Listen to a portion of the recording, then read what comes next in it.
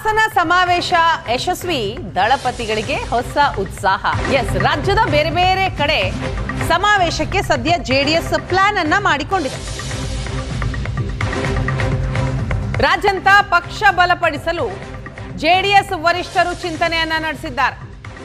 ಬೆಂಗಳೂರು, ಉತ್ತರ ಕರ್ನಾಟಕ, ಕೋಲಾರ ಸೇರಿದ ಹಾಗೆ ಮಂಡ್ಯ ಭಾಗದಲ್ಲಿ ಅದ್ದೂರಿ ಸಮಾವೇಶಕ್ಕೆ ಜೆಡಿಎಸ್ನಿಂದ ಪ್ಲಾನ್ ಆಗಿದೆ. ದೇವೇಗೌಡರ ನೇತೃತ್ವದಲ್ಲಿ ಕಾರ್ಯಕ್ರಮಕ್ಕೆ ಸಿದ್ಧತೆಯನ್ನ ಮಾಡಿಕೊಳ್ಳಲಾಗ್ತಾ ಇದೆ.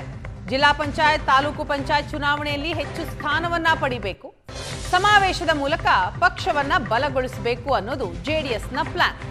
ಸಮಾವೇಶ ಯಶಸ್ವಿಗೊಳಿಸಲು ಹಲವು ನಾಯಕರಿಗೆ ಈ ಕುರಿತಾದ ಜವಾಬ್ದಾರಿಯನ್ನು ಕೊಡಬೇಕು ಅಂತ ನಿರ್ಧಾರ ಆಗಿದೆ.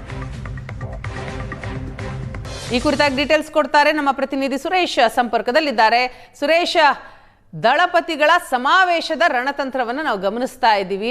ಸೊ ಏನೆಲ್ಲ ಪ್ಲಾನ್ ಆಗಿದೆ, ಯಾವ್ಯಾವ ಭಾಗದಲ್ಲಿ ಸಮಾವೇಶ ಮಾಡಬೇಕು ಅನ್ನೋ ನಿಟ್ಟಿನಲ್ಲಿ ಈಗ ಜೆಡಿಎಸ್ ಪಾಳೆಯದಲ್ಲಿ ಸಿದ್ಧತೆಗಳು ನಡೀತಾ ಇದೆ? ವೀಣಾ, ಈಗಾಗಲೇ ಹಾಸನದಲ್ಲಿ ನಡೆದಂತಹ ಸಮಾವೇಶ ಒಂದು ದೊಡ್ಡ ಮಟ್ಟದಲ್ಲಿ ಯಶಸ್ಸನ್ನ ಕಂಡಿತ್ತು. ಆ ಒಂದು ಯಶಸ್ಸಿಂದ ಸ್ಫೂರ್ತಿಗೊಂಡಂತಹ ಜೆಡಿಎಸ್ ಇದೀಗ ರಾಜ್ಯದ ಬೇರೆ ಬೇರೆ ಭಾಗಗಳಲ್ಲೂ ಕೂಡ ಸಮಾವೇಶಗಳನ್ನ ನಡೆಸೋದಕ್ಕೆ ಒಂದು ಸಿದ್ಧತೆಯನ್ನ ನಡೆಸ್ಕೊಂಡಿದೆ. ಸುಮಾರು 4 ಬೇರೆ ಬೇರೆ ಭಾಗಗಳಲ್ಲಿ ಸಮಾವೇಶಗಳನ್ನ ನಡೆಸೋ ಮೂಲಕ ರಾಜ್ಯಾದ್ಯಂತ ಪಕ್ಷವನ್ನ ಬಲಗೊಳಿಸಬೇಕು ಅನ್ನುವಂಥದ್ದು ಜೆಡಿಎಸ್ ನ ಪ್ಲಾನ್. ಒಟ್ಟು 4 ಭಾಗಗಳಲ್ಲಿ ಅಂದ್ರೆ ಉತ್ತರ ಕರ್ನಾಟಕ, ಬೆಂಗಳೂರು, ಕೋಲಾರ ಮತ್ತೆ ಮಂಡ್ಯ ಭಾಗಗಳಲ್ಲಿ ಇದೇ ರೀತಿಯಾದಂತಹ ಒಂದು ದೊಡ್ಡ ಮಟ್ಟದ ಸಮಾವೇಶವನ್ನ ನಡೆಸಬೇಕು. ಆ ಮೂಲಕ ಸ್ಥಳೀಯ ಮಟ್ಟದಲ್ಲಿ ಜೆಡಿಎಸ್ ಪ್ರಬಲ ಆಗ್ಬೇಕು. ಮುಂದೆ ಜಿಲ್ಲಾ ಪಂಚಾಯತ್ ಮತ್ತು ತಾಲೂಕ್ ಪಂಚಾಯತ್ ಚುನಾವಣೆಗಳು ಬರ್ತಾ ಇದೆ.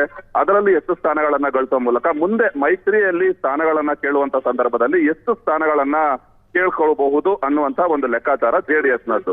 ಈ ಸಮಾವೇಶಗಳನ್ನ ಆಯಾ ಭಾಗದ ಮುಖಂಡರಿಗೆ ಜವಾಬ್ದಾರಿಯನ್ನ ವಹಿಸಲಾಗಿದೆ. ಅಂದ್ರೆ ಉತ್ತರ ಕರ್ನಾಟಕ ಭಾಗದಲ್ಲಿ ಇರುವಂತಹ ಶಾಸಕರು ಅಲ್ಲಿನ ಒಂದು ಸಮಾವೇಶ ಯಶಸ್ವಿಗೊಳಿಸೋದಕ್ಕೆ ಪ್ಲಾನ್ ಅನ್ನ ಮಾಡ್ಕೊಳ್ಬೇಕು. ಅದೇ ರೀತಿ ಬೆಂಗಳೂರು, ಕೋಲಾರ, ಮಂಡ್ಯ ಭಾಗದಲ್ಲೂ ಕೂಡ ಆಯಾ ಭಾಗದ ಮುಖಂಡರಿಗೆ ಒಂದು ಜವಾಬ್ದಾರಿಯನ್ನ ನೀಡಲಾಗಿದೆ. ಒಟ್ಟಾರೆಯಾಗಿ ಪಕ್ಷವನ್ನ ತಳಮಟ್ಟದಿಂದ ಬಲಗೊಳಿಸೋದಕ್ಕೆ ದೇವೇಗೌಡರು ಮತ್ತು ಇತರ ಮುಖಂಡರು ಒಂದು ಸಿದ್ಧತೆಯನ್ನ ಮಾಡ್ಕೊಂಡಿರುವಂತದ್ದು. Veena, thank you Suresh.